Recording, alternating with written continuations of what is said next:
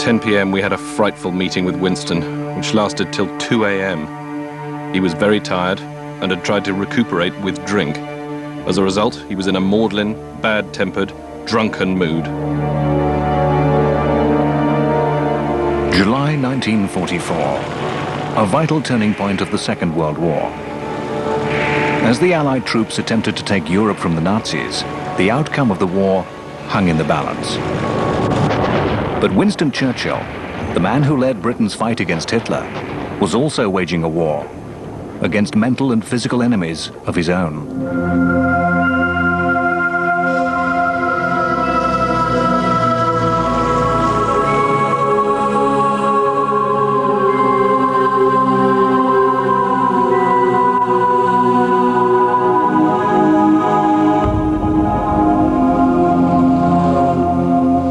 Advance, Britannia! Long live the cause of freedom! God save the King! Winston Churchill is the best-loved Prime Minister in 20th century British history. He will always be remembered as the heroic leader who, in Britain's darkest hour, refused to quit and inspired his people to fight on to victory against Hitler.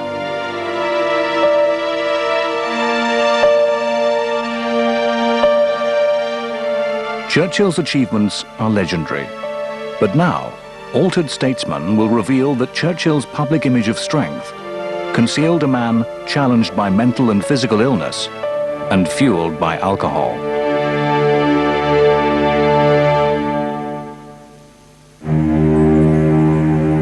The problems that Winston Churchill faced during the war were present from the very beginning of his public life.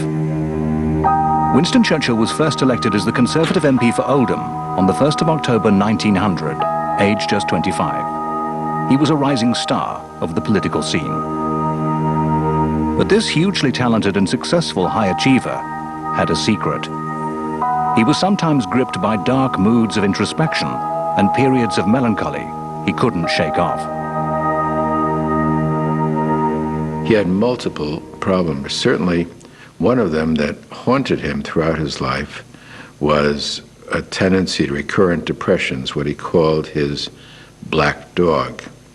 It dogged him every step along the way, both as a child up through his entire political career. Churchill's black dog of depression was not constant. At times, his depressive lows were followed by intense, energetic highs that gave him the charisma and drive that characterized his leadership. But some experts believe these mood changes were more than just ups and downs, but instead resemble a cyclical mood disorder that psychiatrists call cyclothymia. Cyclothymia is a condition where the mood varies. There are ups and downs. We're all subject to daily fluctuations in our moods, and when you have cyclothymia, you fluctuate rather more than the norm, but short of what would be a frank manic depressive illness. Clearly you see a cyclothymic personality type in Churchill. The phases of accelerated interest, activity, creative activity, that was part of his temperament, that was part of him, that was part of his personality, alternating with the lows or the black dog of depression. Churchill's cyclothymic ups at times released great creative energy. But some historians suggest that there were times when Churchill's energetic mood could have less positive consequences. On the 4th of August 1914, Britain declared war on Germany. Churchill was First Lord of the Admiralty, the man in charge of the British Navy. And while other politicians greeted the start of the war with dismay, Churchill's mood was oddly different.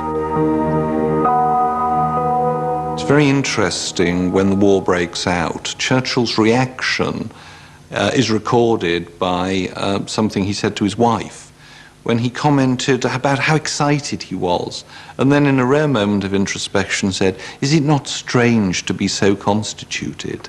And to the rest of us, the answer to that question has to be yes, it was very strange. At the start of the First World War, Churchill was in an excited state.